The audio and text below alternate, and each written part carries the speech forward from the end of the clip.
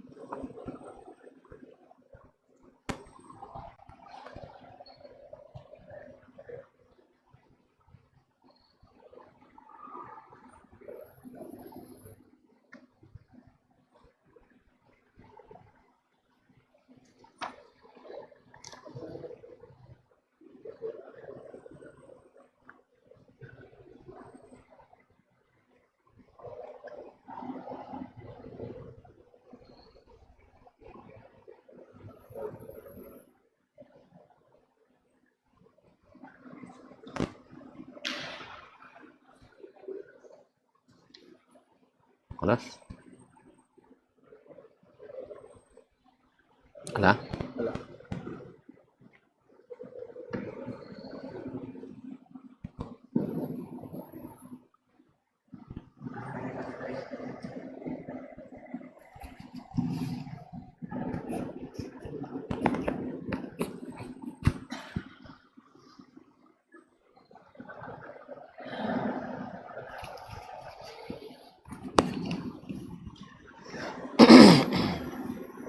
Bismillahirrahmanirrahim. Assalamualaikum warahmatullahi wabarakatuh. Alhamdulillahi rabbil alamin. Wassalatu wassalamu ala asyrafil anbiya'i wal mursalin wa ala alihi wa ashabihi ajma'in wa tabi'ina lahum bi ihsanin ila yaumiddin, amma ba'du.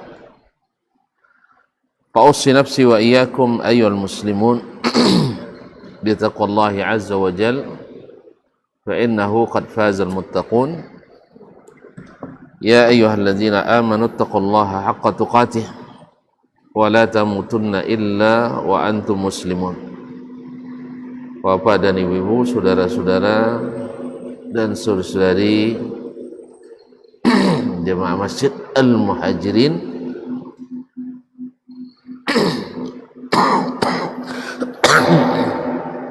yang saya muliakan, yang saya hormati, yang saya cintai. Alhamdulillah, bersyukur kita kepada Allah Subhanahu wa taala atas segala rahmat, nikmat dan karunia-Nya. Alhamdulillah, di petang hari ini kita diizinkannya untuk datang dan berada di tempat yang mulia ini, di salah satu dari rumahnya yang merupakan tempat yang paling dicintainya. Ahabul biqa'i ilallahi al-masajid. Tempat yang paling dicintai Allah adalah masjid-masjid. Mudah-mudahan kehadiran kita diterima dan membuat ilmu dan iman kita bertambah. Kaum muslimin, kaum muslimat yang dirahmati Allah SWT, mudah-mudahan salawat dan salam sentiasa pula kita ucapkan kepada baginda Nabi alaihi salatu wassalam, pada para ahlul bait, para sahabat dan tabi'in serta siapapun yang mengikuti sampai akhir masa. Kaum muslimin, kaum muslimat yang dirahmati Allah SWT, kita lanjutkan bersama Imam An-Nawawi rahmatullahi alaih dalam kitabnya Al-Azkar yang dikenal dengan Al-Azkar An-Nawawiyah. Setelah kita selesai di hadis atau di pasal pertama yang beliau sebutkan tentang kewajiban mengikhlaskan amal dan meluruskan niat dalam segala keadaan secara zahir maupun secara batin. Kemudian beliau masuk pada pasal yang kedua, yaitu faslun fil amali bima warada fi fadailil a'mal, yaitu tentang hukum mengamalkan hadis-hadis yang datang berisi fadilat-fadilat amal. Di sini Imam An-Nawawi secara eksplisit memberi isyarat bahwa di pasal pertama dia menyinggung tentang keikhlasan beramal yang merupakan syarat pertama diterimanya amalan kita. Syarat amal diterima kan ada dua. Satu, ikhlas. Setelah dia jelaskan bahwa ikhlas adalah syarat bagi diterimanya amal, lalu disebutkan di hadis innamal a'malu binniyat, didukung dengan ucapan-ucapan para ulama mulai dari kalangan sahabat dan seterusnya. Maka di pasal ini beliau ingin juga sampaikan bahwa syarat yang kedua, mesti amalan kita memiliki landasan hukum, yaitu dalil. Landasan hukum itu dalil, dan sepertinya itu muttafaq. Nah, karena dalil-dalil hadis itu berbeza, ada yang sahih, ada yang dhaif, maka beliau ingin mengisyaratkan di sini tentang hal itu. Bagaimana dengan hadis-hadis yang berkaitan dengan fadilat amal? Ya, fadilat amal, karena kita mesti beramal dengan berdasarkan dalil.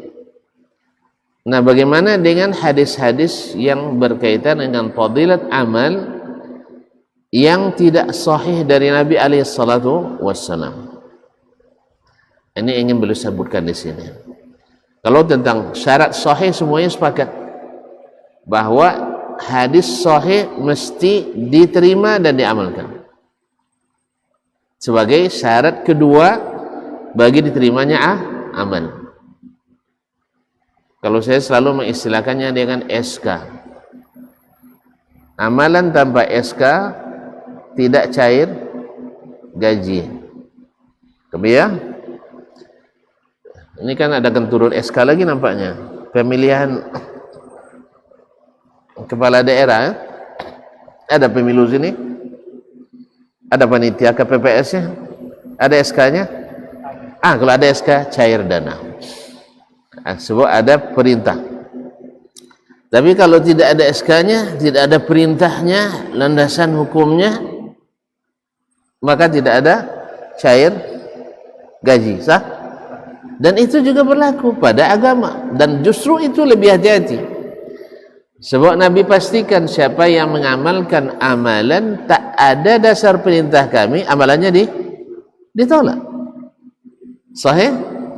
Siapa yang mengada-ngada dalam agama ini yang tanpa ada SK, walaupun bagus akan tidak atau tidak akan diberi pahala.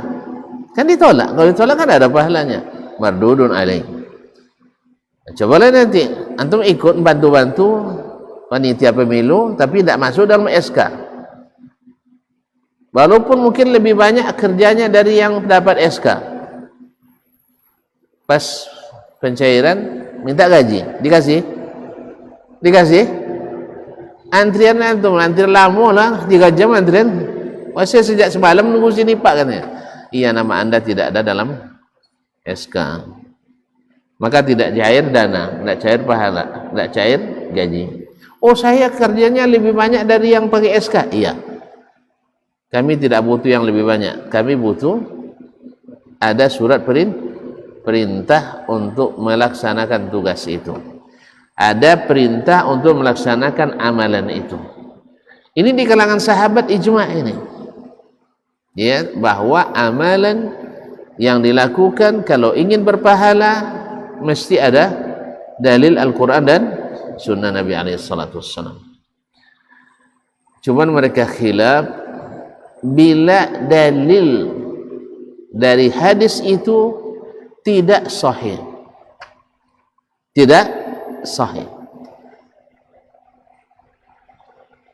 Di sini terjadi khilaf, apakah diamalkan atau tidak. Maksud saya di sini khilafnya dalam masalah fadilat amal. Adapun tentang hukum, tentang akidah, sepakat ulama semuanya menolak hadis dhaif. Misalnya untuk menetapkan rukun salat, lalu datang hadisnya dhaif, maka ditolak, tidak diamalkan. Itu sepakat. Cuman yang diperselisihkan adalah bila ada hadis yang berisi motivasi, sugesti, dorongan, disebut dengan hadis fadilat amal. Misalnya siapa yang menikah dengan janda miskin, misal, maka sama pahalanya dengan umrah 70 kali misal. Tapi hadisnya tidak sahih. Mendengar hadis ini semangatlah Syekh. Umrah 70 kali pula, kan? Apakah diamalkan atau tidak? Maka sebagian ulama mengatakan tetap diamalkan. Sebagian tidak boleh sama sekali diamalkan. Kemudian ada yang bilang boleh diamalkan dengan syarat-syarat tertentu. Boleh diamalkan dengan syarat-syarat tertentu. Nah, ini yang ingin disampaikan oleh Imam Nawawi rahimahullah, karena kitab ini nanti akan ada seperti isyarat beliau hadis-hadis yang di dalamnya yang beliau sebutkan hadisnya sahih, ada yang beliau sebutkan hadisnya hasan, ada yang beliau nanti hadisnya dhaif, bahkan ada hadis yang beliau sendiri tidak sebutkan hukumnya. Diakuinya ketika menulis belum jelas bagi dia hukumnya atau terlupa dia hukumnya. Makanya kalau ada ustaz nanti lambat menjawab, jangan dipaksa juga dia jawab, mungkin sedang tidak memiliki jawaban yang meyakinkan waktu itu. Sebab pertanyaan kadang tidak boleh dijawab asal-asalan, karena kalau asal-asalan berbahaya bagi dirinya, karena tanpa ilmu menjawab bisa sesat dan menyesatkan. Kadang bertemu orang tu sekali seumur hidup aja, nak dicari nomor tak ada, tinggal tadi mana, sah? Jadi sebab itu maka beliau hati-hati. Berkata Imam Nawawi rahimahullah, i'lam, ketahuilah, annahu yanbaghi liman balaghahu syai'un min fi fadailil a'mal ay ya'mala bihi walau marratan wahidah. Ketahuilah, kata beliau, bahwasanya sewajarnya, sepantasnya seseorang bila sampai kepadanya hadis atau riwayat tentang fadilat amal, keutamaan amal, ayya'mala bihi, mesti dia amalkan walau marratan wahidah, sekalipun hanya satu kali selama hidupnya. Karena sifatnya kan kalau yang sunat kan sifatnya fadilat. Kalau sahih dari Nabi alaihi salatu wassalam, minimal dia amalkan sekali dalam masa hidupnya. Ma'asyiral kiram dirahmati Allah SWT. Seperti orang yang misalnya mengetahui tentang fadilat, apa misalnya? Fadilat mengusap kepala anak yatim. Sah? Ada enggak hadisnya? Ada hadisnya. Maka dia minimal sekali selama hidupnya. Dan anak yatim diusap kepalanya. Karena mengikut Nabi SAW. Karena mengikut tadi. Tapi kalau seandainya dia lakukan berkali-kali, tentu akan semakin ini. Kemudian datang kepada kita fadilat tentang menyembunyikan sedekah. Bahwa sedekatus sirri tudfi'u ghadabar Rabb. Menyembunyikan sedekah dapat memadamkan amarah Allah Subhanahu wa taala. Lalu kita berniat bersedekah walaupun hanya sekali yang tidak diketahui oleh tangan kiri, yang diinfakkan oleh tangan kanan. Nah, dibalut tangan kiri itu ya, jangan saya nampak. Artinya saking berhati-hatinya Nabi mempermisalkan sampai tangan kirinya tidak mengetahui apa yang dibuat oleh tangan kanannya. Atau antum pernah mendengarkan tentang fadilat mata yang menangis karena takut kepada Allah tak akan disentuh api neraka?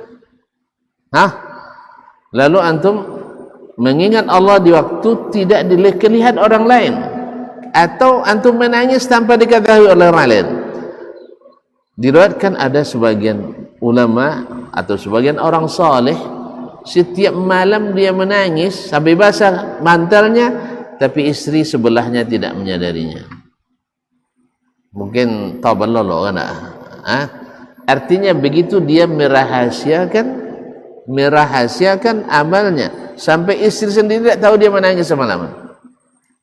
Karena ingat pada Allah Subhanahu wa taala, kan termasuk 1 dari 7 yang dapat perlindungan Allah pada hari kiamat.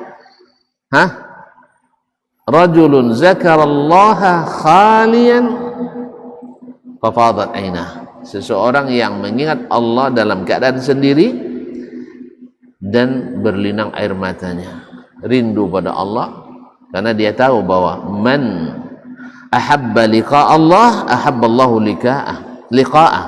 Siapa yang rindu bertemu Allah, Allah rindu pula bertemu dengannya. Man zakarallahu khalian zakarallahu khalian. Jadi kaum muslimin dan muslimat dirahmati Allah SWT. Nah, ini sunnah-sunnah seperti ini tentang fadilat-fadilat amal seperti ini sewajarnya bagi yang sampai kepadanya diamalkan walau hanya sekali. Tapi kalau bisa, subhanallah berkali-kali, masya Allah. Saya sebutkan contoh, tidak contoh orang dulu. Sebab kalau bilang contoh orang dulu, ya Ustaz, ya uang salap tu memang apa awak kini kan lebih baca di seleb kan.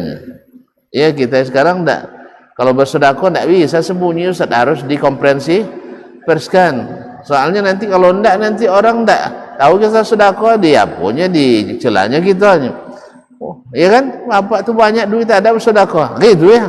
Hanya terpaksa dikomprehensi perskan atau di selfie kan dan sebagainya. Nah, saya buat contoh yang hidup di zaman ini. Kalau zaman dulu-dulu okeylah, banyak sekali orang bersedekah. Umar bin Khattab radhiyallahu anhu setiap malam dia ngantar makanan dipikulnya sendiri. Dia Amirul Mukminin, khalifah. Asistennya justru melenggang kangkung kata orang tu. Jadi kalau kita yang dipimpin sekarang mau saja jalan ke rumah warga di waktu malam membawa pemberian tanpa diberitahukan kepada pemilik rumah, itu sudah bagus sekali. Mau aja, walaupun yang bawa nanti ajudan, yang bawa asisten, yang bawa sebagainya. Nah, ini tidak, beliau sendiri yang mengangkat, karena dia tahu bahwa yang akan ditanya pertama kali tanggung jawab ini dia sendiri, bukan ajudannya. Dan dia ingin melepaskan jawaban dengan sempurna. Nah, ini bekasnya, ada bekas memanggul itu ada di bahunya. Sah? Kaum muslimin dan muslimat. Beliau yang disebut hatinya, antum bilang orangnya apa istilahnya? Kasar ya? Bukan kasar, apanya? Keras. Naam, keras di atas kebenaran sampai syaitan takut kepadanya. Tapi ketika membaca ayat-ayat Allah atau ketika mendengar ayat sebagian orang, ya, orang yang sujud nampak bekas hitam di keningnya, itu batas sengaja tuh katanya, besi kan. Ya akhi, antum tahu niat orang, dia tahu niat orang, sengaja dia menghitamkan keningnya. Di mana antum tahu? Maka berhentilah membuat fitnah seperti syaitan-syaitan. Jangan jadi syaitan manusia. Kalau antum tak bisa hitam keningnya gara-gara sujud, setidaknya jangan hitamkan catatan amal antum dengan mencela dan mencaci orang-orang yang mungkin, seperti kata murid Yahya bin Ma'in, sudah membentangkan tikarnya di surga Allah SWT. Kan ada juga orang yang mempermainkan itu, kadang dibuat meme, na'udzubillah. Seperti Abu Jahal dulu yang menggambarkan Nabi SAW sebagai orang-orang yang memecah belah umat, orang yang dan sebagainya. Akhi, kalau antum tidak berilmu, maka diam. Karena orang beriman itu berkata baik atau diam. Apakah memfitnah itu baik? Tidak. Bahkan yang seperti itu diamnya berpahala antum. Oh, saya tidak tahu. Atau saya, apakah niatnya ikhlas itu antara dia dengan Allah? Kenapa saya yang mencari-cari congkel-congkel niatnya? Antum tahu setiap orang? Bahwa saya sengaja ketika sujud lama-lama diginikan supaya hitam. Siapa antum tahu dari mana? Pernah bongkar hati saya? Enggak. Jangan-jangan antum yang jarang sujud atau sujud memang tak pernah lama misalnya. Atau mungkin sebagian orang walaupun lama sujudnya tak nampak hitamnya guys ya. Nyetobal kon yang misal. Intinya kaum muslimin, ketika antum tahu tentang fadilat itu, kata Imam Nawawi, amalkan walaupun hanya sekali. Syekh Ibn Utsaimin rahimahullah taala ketika dia tahu Nabi SAW pernah solat maghrib di rakaat pertama baca surat Al-A'raf sampai tamat. Adik-adik, ada yang tahu enggak berapa ayat surah Al-A'raf? Yang tahu tunjuk tangan. Surat Al-A'raf berapa ayat? Boleh bertanya sama kawan. Atau boleh nelpon orang tua. Ada yang tahu? Saya kasih hadiah. Al-A'raf berapa ayat? Tak tahu ya. Hanya 206 ayat. 206 ayat. Satu rakaat solat maghrib. Ini bagi orang-orang yang ingin tergesa-gesa qamat salat maghrib dengan alasan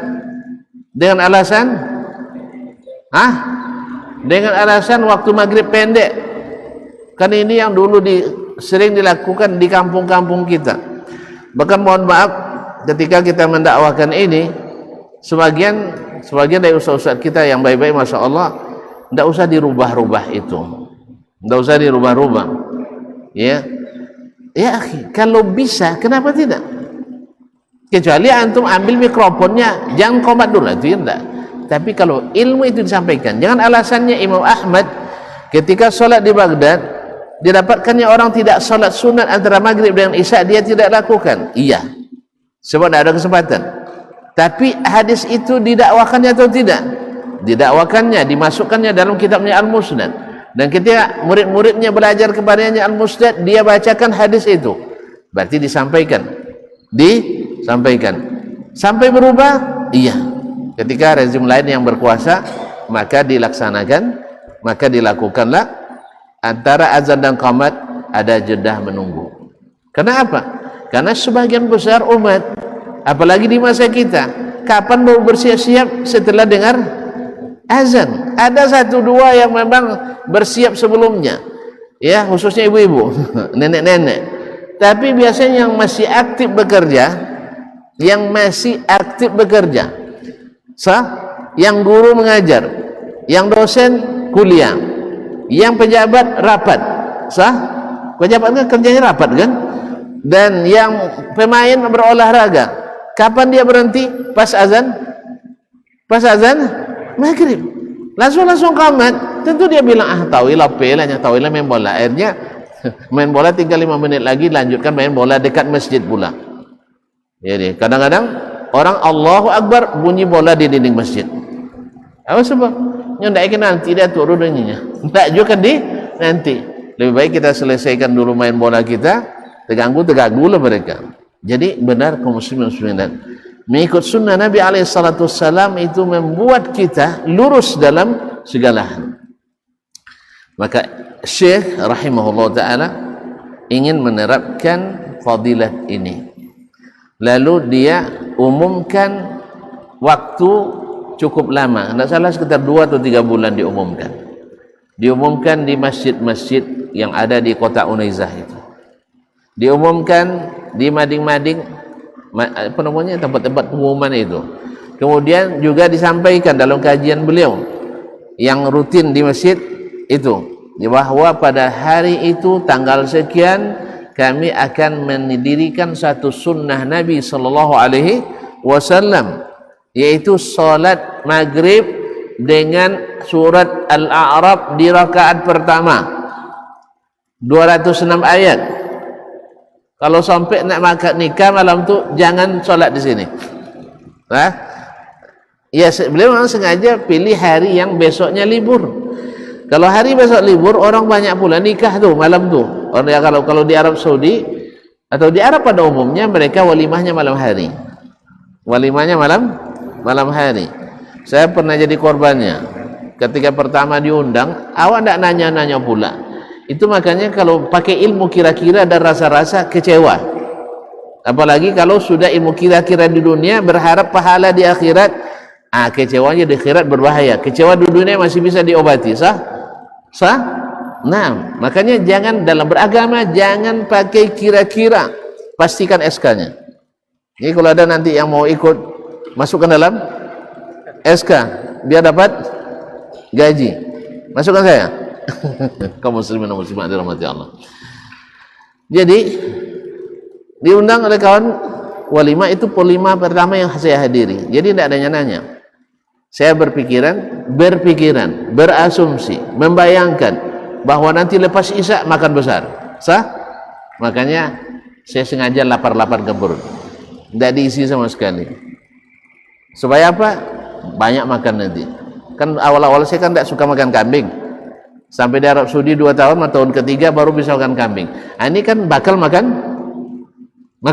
kambing. Saya kalau makan kambing jamak takhir tanpa qasar. Tak paham. Jamak takhir tanpa qasar. Tak paham nih ya. Tak pernah menjamak salat. Dijamak salat zuhur dengan asar tanpa diqasar. Paham? Tak paham. Nah, iyalah. Misalnya kalau sekali dah habis 3 potong, kalau dua kali makan berapa? 6. Jadi makannya ungu. Karena saya baru umur 25 baru makan kambing. Sebelumnya tidak ajan, tidak suka, tidak diajar sama orang tua. Akhirnya jamak takhir tanpa qasar. Dah paham? Harusnya makan 3, saya makan 6 gitu. Paham kan? Nah, jadi kaum muslimin dan muslimat dirahmati Allah. Buka rahasia bodoh. Nah, akhirnya pergi lepas salat di Masjid Nabawi, ambil taksi. Rupanya pestanya dari pila yang jauh di luar kota. Tidak ada keramaian di situ. Jadi kalau saya cari makanan, tidak ada tempat cari makan. Nah, kecuali harus punya mobil sendiri. Tidak punya mobil sendiri, janji sama taksi nanti jemput. Biasanya jam berapa selesai ini bang? Kata sama orang Arab Saudi sekitar jam 1 katanya. Atau jemput kami sekitar jam 1 malam nanti. Jadi walhasil sampai situ tidak ada makanan.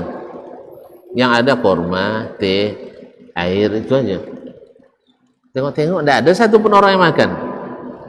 Orang datang duduk makan korma dan semuanya bincang-bincang sembang-sembang. Akhirnya ini sudah naik asam lambung. Sudah naik asam lambung. Udah duluan angin masuk. Jam berapa udah turun? Jam 11 lewat baru turun makanan untuk makan malam. Tidak sehat sebenarnya. Tapi apa boleh buat? Akibat tidak bertanya. Akibat tidak mau bertanya. Harusnya saya tanyakan jam berapa makannya, sah? Nah, tapi alhamdulillah kena sekali itu, besok tidak kena lagi.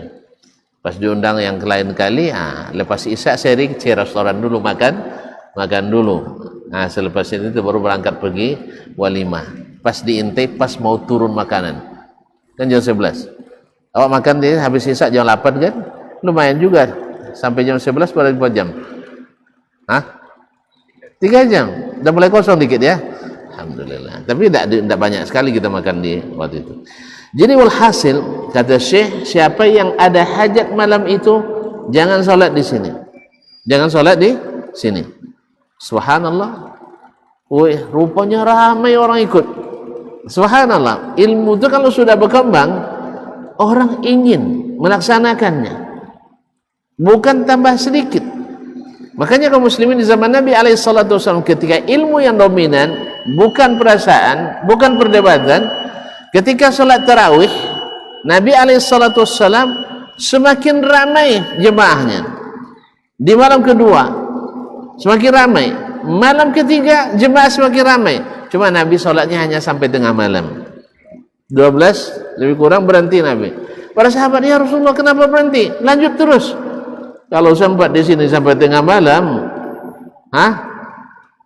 kalau sempat dibuat tarawih sampai tengah malam, apa yang terjadi? Terjadi munaslub, musyawarah nasional luar biasa untuk mengganti pengurus. Iya nak? Kalau sampai tengah malam. Tapi sahabat bilang, ya Rasulullah, laula nafaltana baqiyata lailatina. Tolonglah Rasulullah, tambah lagi. Allah. Kenapa? Mereka menikmati. Kalau kita tersakiti. Panjang dikit imam ini kalau itu makanya jangan sekolahkan juga di sekolah tahfiz katanya. Lama kita sholat jadi. Jadi kaum muslimin dan muslimat Allah, lalu dilaksanakan oleh beliau sunnah ini walaupun hanya sekali. Begitulah para ulama, begitulah para penuntut ilmu, begitulah orang-orang saleh. Bukan berkurang malah orang sholat, semakin bertambah. Yang dari masjid lain yang belum pernah merasakan nikmat sholat panjang maghrib itu pada berdatangan, melimpah masjid. Masya Allah, tabarakallah. Coba buat sekali aja. Karena ada anak kita yang imam yang di semin kan, ayo bisa. Suruh ya teman, suruh kencangkan sedikit bacaannya ya. Ya suruh ngikut Syekh Abdul Muhsin Al-Qasim, Masjid Imam Nawawi. Jangan gaya Syekh Huzaifi, jangan lama nanti. Nah, iya, walaupun bacaannya lebih menyentuh, cuman di apa lah, ada apa dikencang di temponya di sedikit. Jelas ya? Nah, coba ya. Tapi kalau antum buat nanti telepon saya usahakan tidak datang insyaallah. Nah, barakallahu fiik. Kan terlambat pun dapat juga jemaah iman ya. Baik, azan dulu. Barakallahu fikum.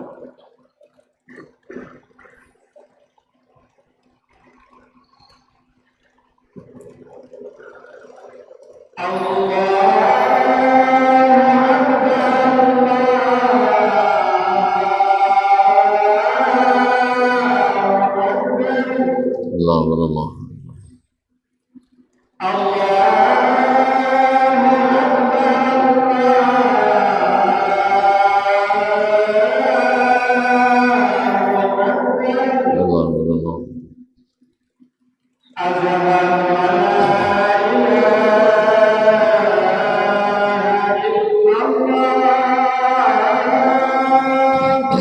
Asyhadu an la ilaha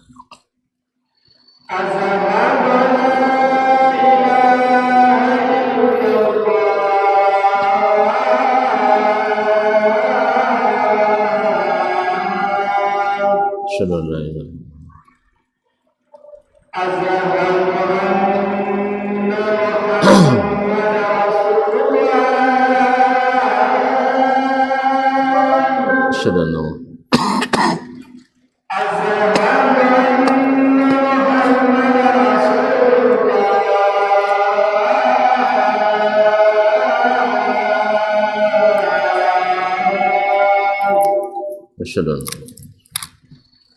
haula la haula la haula wala quwwata la haula wala quwwata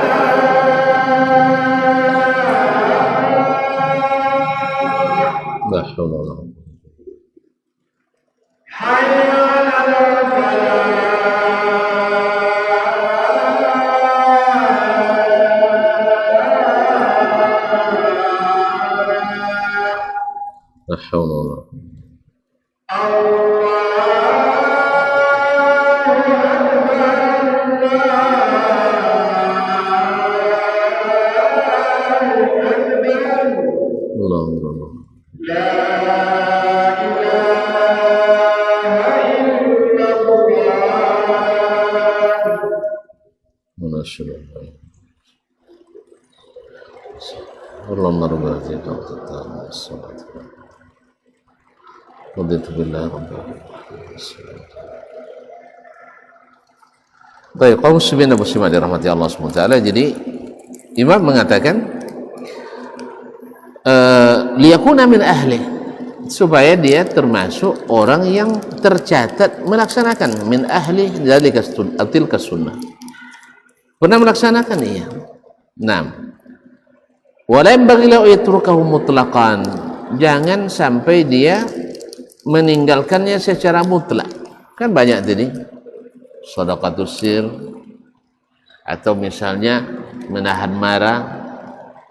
Nah, menahan marah sekali aja tuh selamanya ya.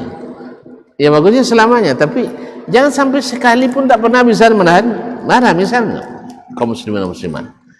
Jadi harus jangan secara mutlak meninggalkannya. Bal ya'ti bima tayassara minhu, tetapi dia lakukan sesuai dengan kemudahan yang ada, sesuai dengan kemampuan yang dimiliki. Jangan sampai sama sekali tidak dikerjakan. Jangan sampai sama sekali tidak dikerjakan. Misalnya tahu kita fadilat puasa Senin, Kamis misalnya. Jangan sama sekali selama hidup tak pernah puasa sunat tersebut. Atau puasa 3 kali dalam sehari. Itu makan loh. Oh ya, tidak puasa, tidak makan 3 kali sehari. Iya, puasa sekali atau 3 kali dalam sebulan. Nah, walaupun tentu saja yang paling afdal adalah dirutinkan. Walaupun sedikit. Oh, saya mampunya 3 kali sebulan. Nah, tapi rutin 3 kali sebulan. Atau mampunya 2 kali sepekan, berarti 2 kali sepekan. Ada yang lebih mampu lagi, sekali sehari, sekali 2 hari. Biasa Nabi Daud alaihissalam. Nah, liqaulin Nabi sallallahu alaihi wasallam fil haditsil muttafaq ala sihhatihi, karena berdasarkan hadis Nabi alaihi salatu wasallam yang disepakati sahihnya oleh Al-Bukhari dan Muslim. Idza amartukum bi syai'in fa'tu minhu mastata'tum. Apabila aku perintahkan kepadamu melakukan sesuatu, maka kerjakan sesuai kemampuan. Maka kerjakan sesuai kemampuan kita. Sesuai kemampuan itu maknanya bukan karena malas. Ya, enggak mampu, cuman bukan enggak mampu tapi karena malas. Iya, apa nak puasa je? Tak mampu rondanya. Bukan tak mampu, malas. Ya. Apa yang buat tak mampu? Sakit? Enggak. Sibuk kerja berat? Tidak. Apa yang buat tak mampu? Hanya karena tidak mau. Itu lain. Inilah lain. Bersedekah. Oh, tak bisa harusnya. Apa nak bisa sedekah? Pitinan bawa suruh tidak bisa disedekah. Jadi tidak alasan. Hanya gara-gara duitnya baru tahu tidak disedekahkan. Tidak. Itu bukan karena tidak mampu, karena tidak mau. ada bakhil dan pelit dalam hati. Atau misalnya menolong orang dengan tenaga kita. Dia tidak, maka kata Nabi tidak mampu dengan harta, dengan tenaga. Tidak mampu dengan tenaga, dengan perkataan yang baik, nasihat, masukan, ide. Ya, kita lihat orang susah misalnya, nak bantu dengan harta yang kita miliki, kita pun masih juga utang tutup lubang, kan ada juga seperti itu. Nak bantu pula dengan tenaga, awak dah habis untuk mengerjakan yang punya kita, tak juga cukup. Bantu dengan pikiran. Ya, bang, barangkali kesulitan ini mungkin karena kita jauh dari Allah.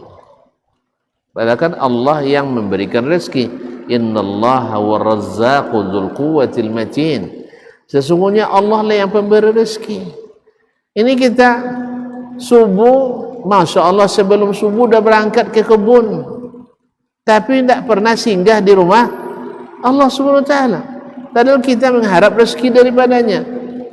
Kira-kira abang berharap rezeki dari saya tapi tidak pernah nyapa saya, masuklah. Atau ketika dipanggilnya mampir lucu, awak nak kasih makan tapi antum tidak mau mampir, dapat makanan saya, tidak ada rezeki. Allah SWT panggil kita. Kalau disebutkan yang kita sesuai dengan kita ketahui, tahu tak cu, bahwasanya solat sunat subuh itu lebih baik dari dunia dan seisinya. Termasuk kerja yang kita kerjakan nih, motong kan, mengejar jangan sampai timbul matahari dulu kan. Yang kita kerjakan ini sebagian kecil dari dunia, dan 2 rakaat sunat subuh lebih afdal daripada dunia dan seisinya. Artinya kalau sempat Pak Presiden saja meninggalkan sholat sunat subuh gara-gara bertugas ngurus negara, kita katakan Pak, undur sebentar, pergi dulu sholat subuh berjamaah, karena sholat sunatnya saja lebih afdal daripada urusan yang Bapak urus ini. Jelas? Bukan beliau saja, semua raja, semua yang ngurus urusan rakyat ini, sholat sunat subuh itu baginya lebih baik daripada dunia dan sisinya, itu urusan dunia semua. Nah kita kata, oh nanti terlambat. Yang bikin jadwal kan kita. Yang bikin jadwal rapat presiden itu siapa? Tentu presiden. Yang bikin jadwal gubernur, bupati, ajudannya. Tapi kan minta persetujuan. Kemudian bukan wahyu yang tak bisa dirubah. Nah, kalau mau, kan itu. Apalagi kita yang tak ngurus rakyat, kita hanya ngurus kebun rakyat dan sebagainya.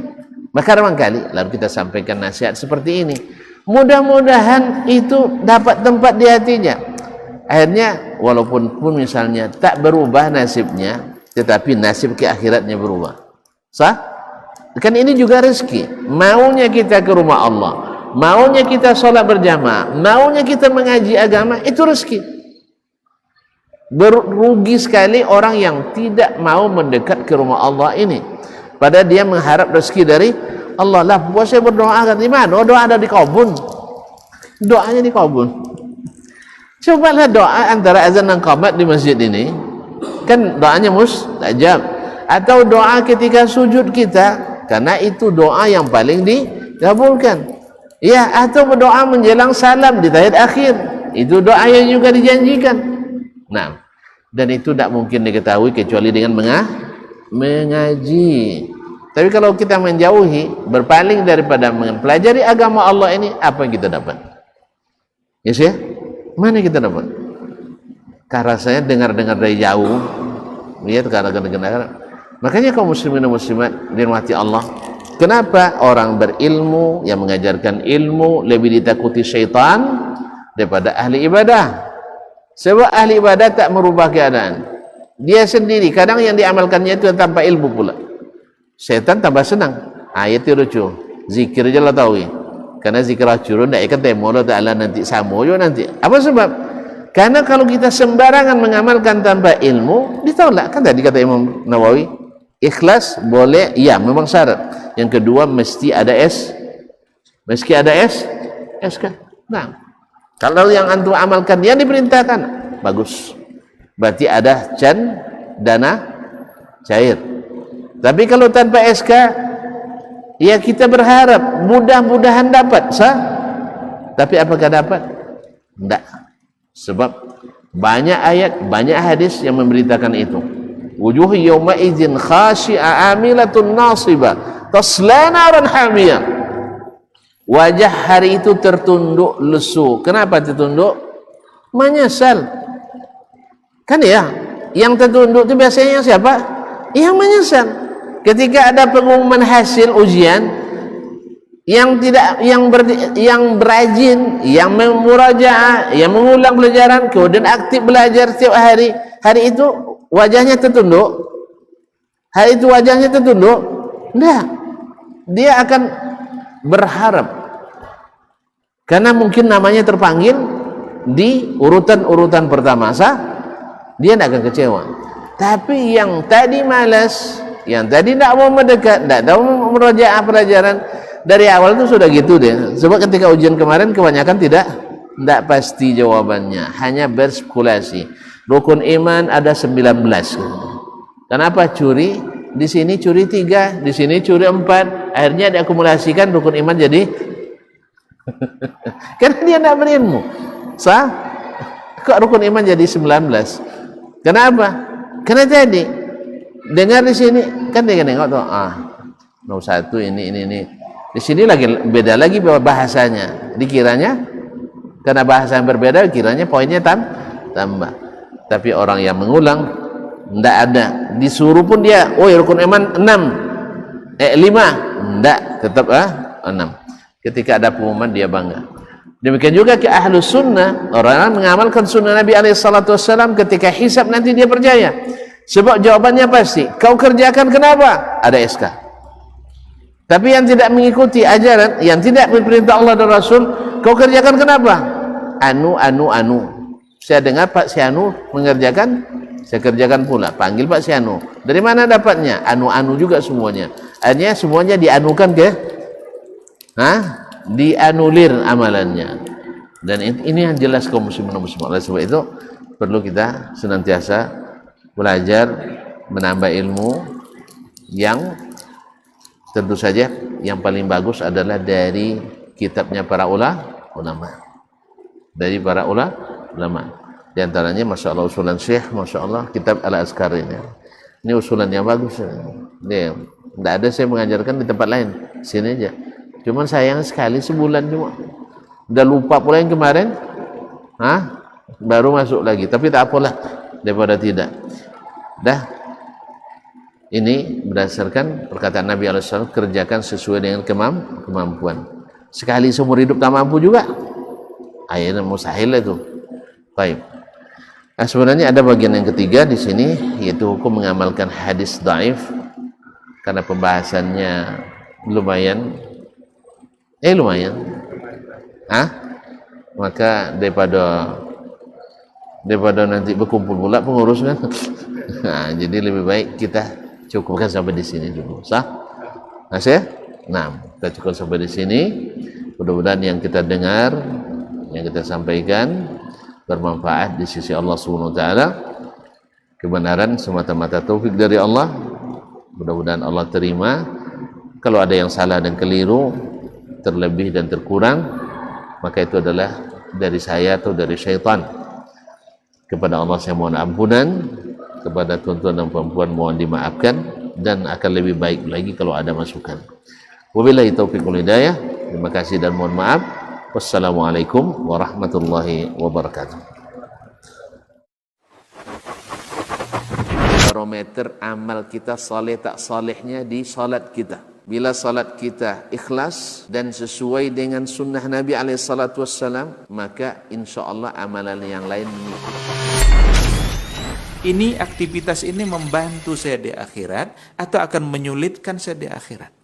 Kalau seandainya perbuatan itu ternyata akan menyulitkan kita di akhirat kelak, tinggalkan perbuatan itu. Anta ni'mal jund. Kamu adalah sebaik-baik prajurit. Coba lihat. Kamu adalah sebaik-baik prajurit. Maka tujuannya adalah menghancurkan kehidupan rumah tangga.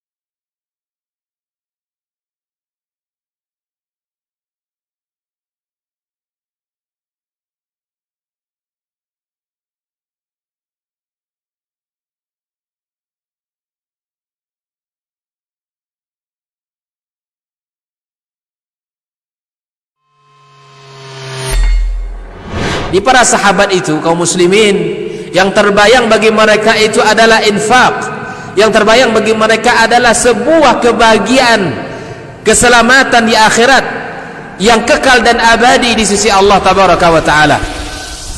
Semua kita boleh klaim sekarang. Kamu cinta Nabi? Cinta Ustaz. Cinta Nabi? Cinta Ustaz. Termasuk saya. Cinta Nabi? Cinta. Dapat tahunya besok di akhirat. Maka apa kata Nabi sallallahu alaihi wasallam? Amalur rajuli biyadih.